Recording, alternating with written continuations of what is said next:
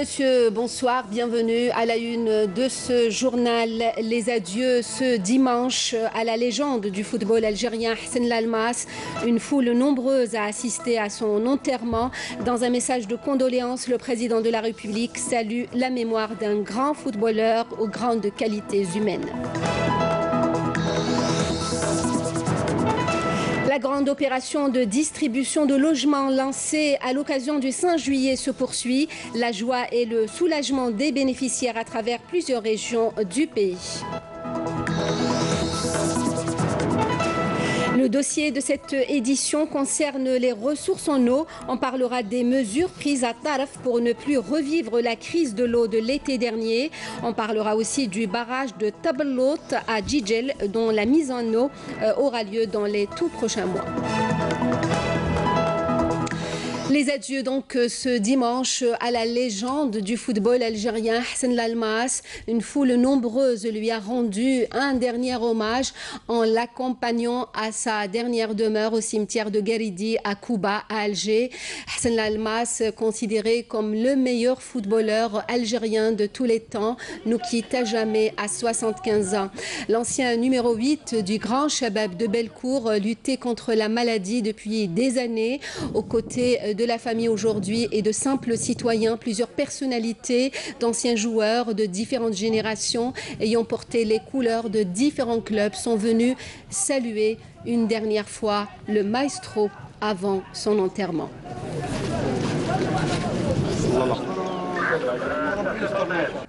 Dans un message de condoléances à la famille du défunt, le président de la République, Abdelaziz Bouteflika, a rendu un vibrant hommage au grand footballeur que fut Hassan Lalmas, dont les qualités, l'éducation et le patriotisme ont fait de lui un footballeur exceptionnel. Dans ce message, le chef de l'État exprime sa compassion à la famille, aux amis et à toute la famille sportive et prie Dieu d'accueillir le défunt dans son vaste paradis. Inna lillahi wa inna ilayhi raji'un. Je vous invite à écouter à présent ces quelques témoignages recueillis après l'enterrement de Hassan Lalmas.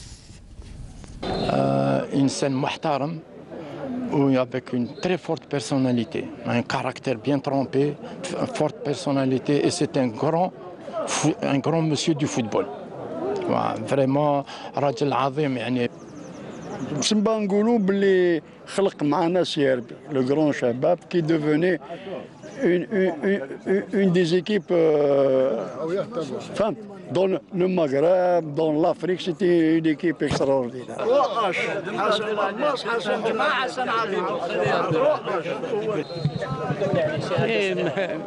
ما كان لعب كيما هو، ما كان في الميدان، ما كانش اخلاق كلش، ما عندوش ديفو كاع. اليوم فقدنا رجل من الرجال الكبار، الحاج حسن لالماس. سي ان غران مسيو، لا في الفوتبول ولا في الشخصيه ولا في الانسانيه، في كل حاجه. Le Premier ministre Ahmadou Yahya demain à Ankara, où il représentera le président de la République Abdelaziz Bouteflika à la cérémonie d'investiture du président turc Recep Tayyip Erdogan, réélu le 24 juin dernier pour un nouveau mandat. Erdogan prêtera serment à l'Assemblée nationale demain. Le président Nicolas Maduro a effectué ce dimanche une escale technique à Alger. Le président vénézuélien qui a été accueilli à son arrivée à l'aéroport international Houari Boumediene par le président de l'APN Saïd Bouhadja, du ministre des Affaires étrangères Abdelkader Msahel et des membres du gouvernement se dirigeaient vers la Turquie où il assistera demain à l'investiture officielle du président turc.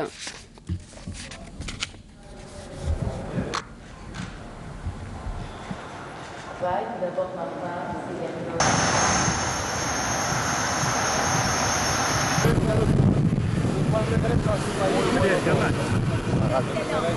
le ministre des Affaires étrangères, Abdelkader Msahel, porteur d'un message du président de la République, Abdelaziz Bouteflika, au président Xi Jinping, effectuera les 11 et 12 du mois en cours une visite officielle en Chine à l'invitation de son homologue chinois.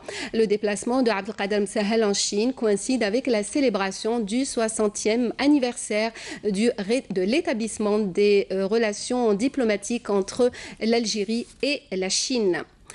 Le général de corps d'armée Ahmed Gaïd Salah, vice-ministre de la Défense nationale, chef d'état-major de l'armée nationale populaire, présidera demain la cérémonie de remise du prix de l'ANP pour la meilleure œuvre scientifique, culturelle et médiatique au titre de l'année 2018 dans sa 7e édition. La cérémonie aura lieu au Cercle national de l'armée à Bni Messous. Le général de corps d'armée décernera ainsi des prix aux lauréats dans les différentes spécialités, à l'instar des sciences médicales, technologiques, humaines ou encore les travaux d'art.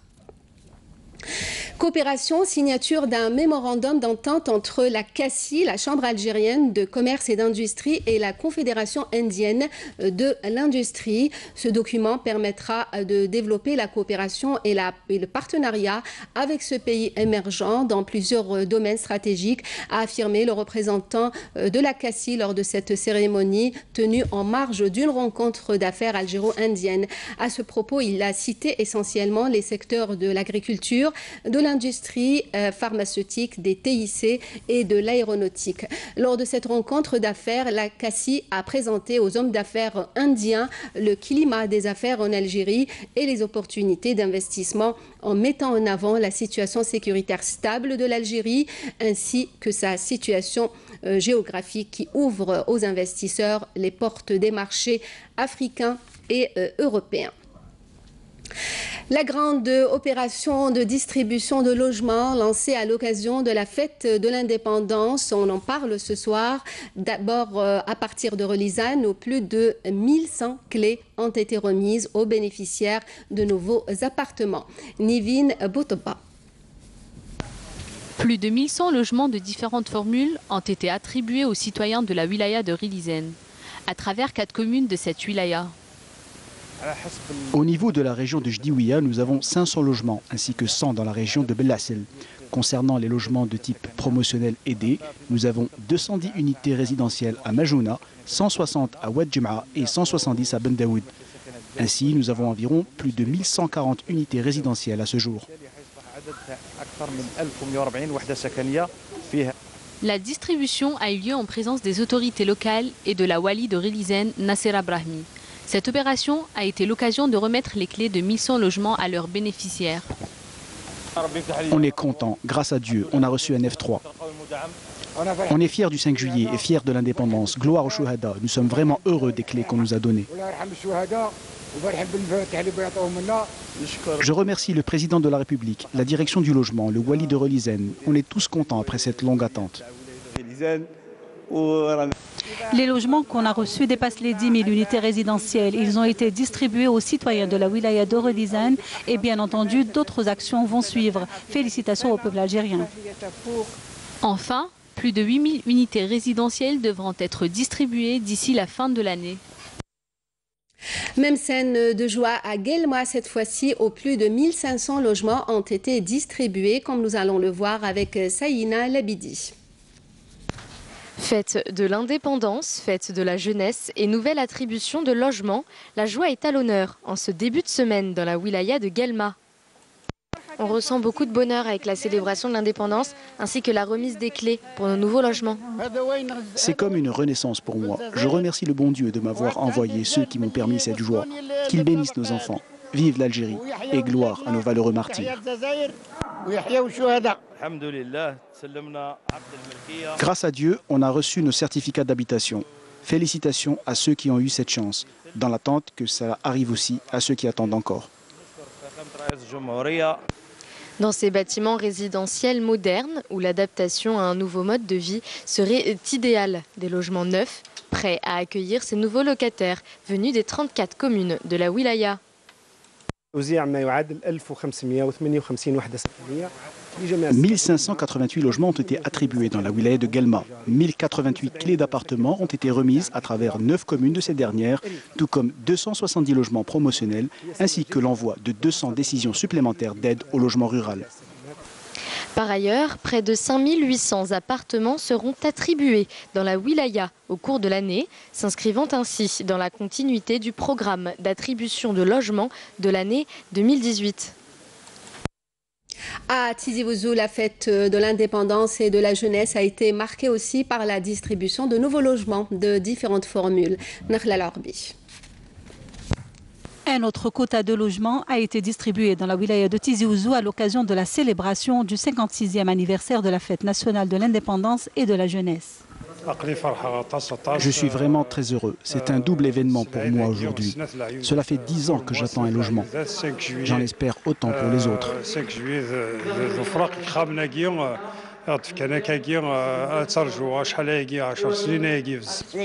C'est que du bonheur, Inch'Allah. Le 5 juillet a fait le beau jour des Algériens.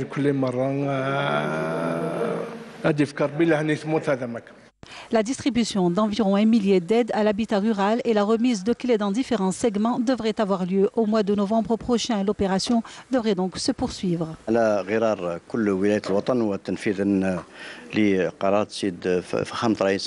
À l'instar des autres wilayas et en application des instructions du président de la République, il a été procédé au niveau de la wilaya de Tizi Ouzou à la distribution de 1000 aides à l'habitat rural. Nous avons également procédé à la remise de clés au profit de 180 bénéficiaires de logements sociaux participatifs. Cette cérémonie de remise des clés et de décision d'aide à l'habitat rural intervient après celle organisée le 27e jour du mois de Ramadan, lors de laquelle 1200 aides à l'habitat rural ont été distribuées. Par ailleurs, 252 clés de logements publics locatifs ont été remises à leurs bénéficiaires. La wilaya de Taraf, tout comme la wilaya de Annaba d'ailleurs, a vécu l'été dernier un stress hydrique assez sévère et pour ne plus revivre la même situation, des mesures ont été prises.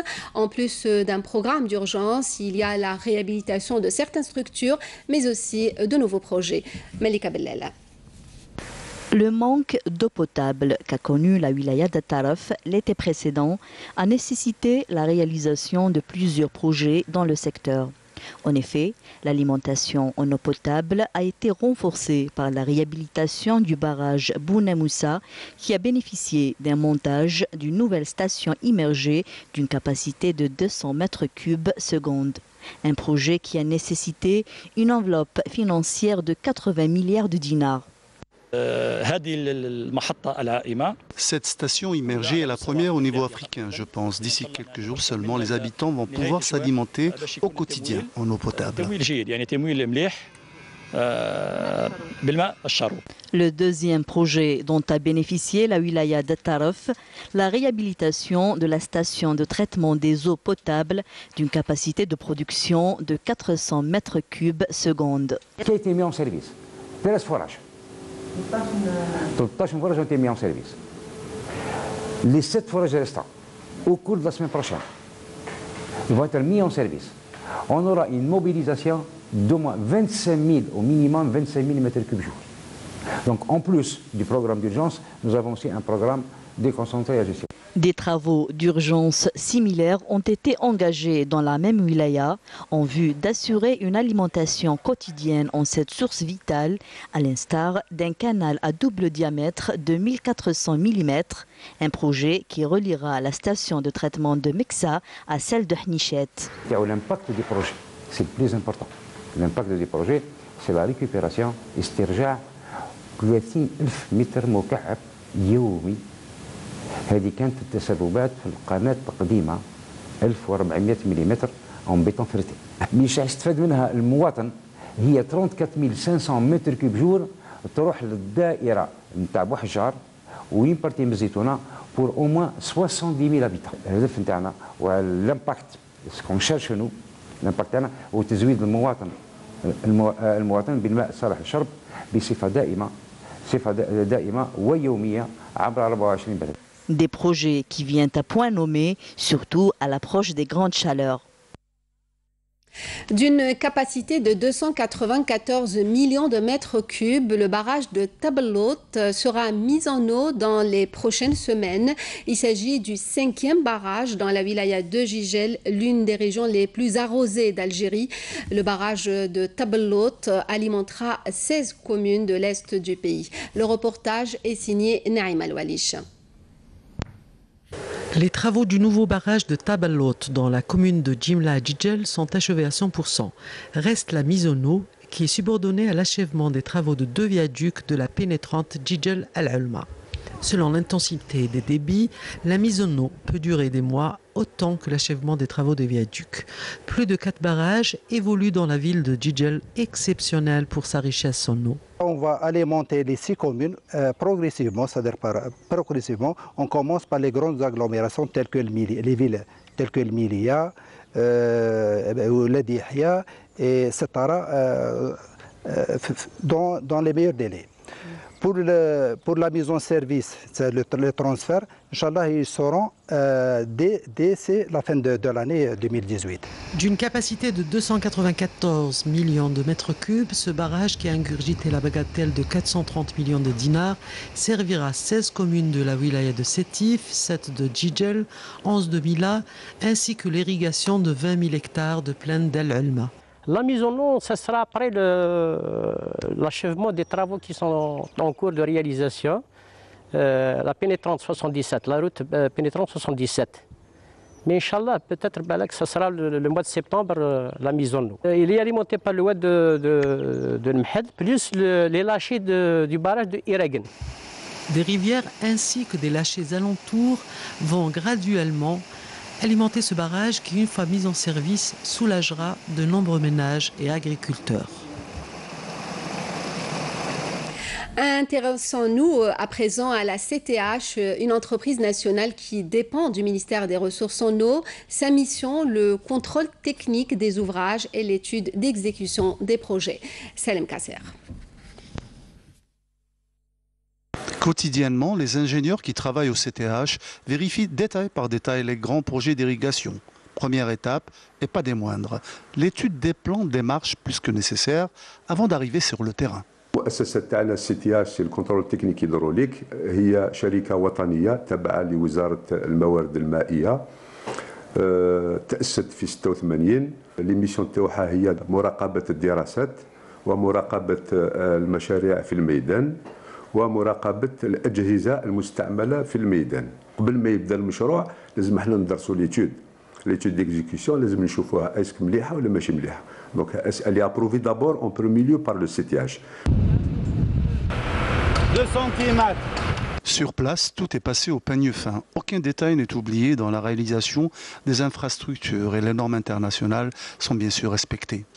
احنا رانا النورم ISO 9001 version 2018, on est à la page où on vient juste d'être certifié la norme ISO ونخدموا بها عندنا ce qu'on appelle les fiches de projet. شاك فيش بروجي كاع واش لازم تتبع وتكونترولي وتشوف وتبعثها في الوقت المناسب تاعها. سادير يا اون تراسابيليتي دو بروجي دو ديبي دو كونترول جوسكا لا في لا ريسبسيون تاع البروجي. المراقبة تتمثل في Le contrôle passe par 2 étapes. En premier lieu, vérifier les plans et en deuxième lieu, vérifier les ateliers de réalisation sur terrain.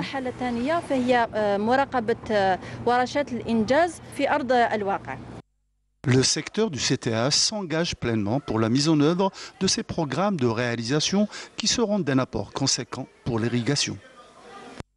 À l'étranger, 9 membres des forces de sécurité ont été tués ce dimanche dans le nord-ouest de la Tunisie, a déclaré un porte-parole du ministère de l'Intérieur. 9 membres de la garde nationale tués dans une embuscade tendue dans la matinée par un groupe terroriste dans le secteur de Ain Sultan, dans le gouvernorat de Jendouba.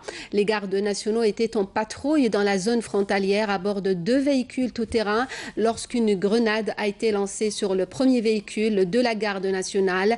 Un échange de tirs s'en est suivi entre les forces de sécurité et les terroristes. L'Algérie condamne avec force par la voix du porte-parole du ministère des Affaires étrangères cette attaque terroriste qui a visé donc aujourd'hui une patrouille de la garde nationale tunisienne. Nous nous inclinons devant le sacrifice des soldats tunisiens tombés dans l'accomplissement de leurs devoirs au service de leur pays et présentons nos sincères condoléances à leurs familles ainsi qu'au peuple et au gouvernement tunisien frère, a notamment déclaré le porte-parole du ministère des Affaires étrangères. L'Algérie qui réitère sa solidarité entière avec la Tunisie. Au Maroc, plusieurs milliers de personnes ont manifesté ce dimanche à Casablanca pour dénoncer la condamnation de meneurs du mouvement de protestation Hirak qui avait agité le nord du Maroc en 2016 et en 2017, appelant à leur libération. Le 26 juin dernier, la justice marocaine a condamné 53 activistes du mouvement de protestation à des peines comprises entre 1 et 20 ans de prison.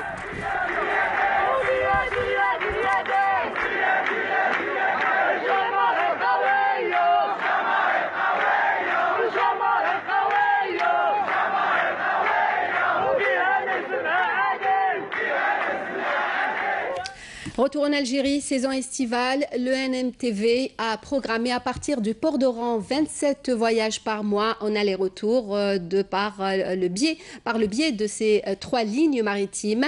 Durant le mois de juillet, 15 voyages aller-retour sont programmés pour la ligne Oran-Alicante, 7 voyages pour la ligne Oran-Marseille et 5 voyages Oran-Barcelone. Le NMTV garantit également aux voyageurs le même nombre de traversées pour les 3 lignes durant les mois d'août et septembre prochain, et ce à l'aide de 3 cars ferry, Tariq Ibn Ziyad, Tassili 2 et Algérie 2, sachant que ces navires peuvent embarquer 1300 voyageurs et entre 300 et 500 véhicules chacun. C'est la fin de ce journal, le rappel des principaux titres. Les adieux ce dimanche à la légende du football algérien Hassan Lalmas. Une foule nombreuse l'a accompagné à sa dernière demeure. Dans un message de condoléances, le président de la République salue la mémoire d'un grand footballeur aux grandes qualités humaines. La grande opération de distribution de logements lancée à l'occasion du 5 juillet se poursuit. La joie et le soulagement des bénéficiaires à travers plusieurs régions, c'était dans ce journal. Le dossier de cette édition concernait les ressources en eau. Nous avons parlé des mesures prises à Taraf pour ne plus revivre la crise de l'eau de l'été dernier. Nous avons parlé aussi du barrage de Tablout à Djegel dont la mise en eau aura lieu dans les tout prochains mois. Merci à vous de nous avoir suivis. Vous pouvez retrouver nos programmes sur la page Facebook et la chaîne YouTube de Canal Algérie et sur notre site internet. Pour le journal, à 20h, l'édition en arabe. Demain à midi, Sarah Sharif. Nous, on se retrouve à 19h. Passez une bonne soirée.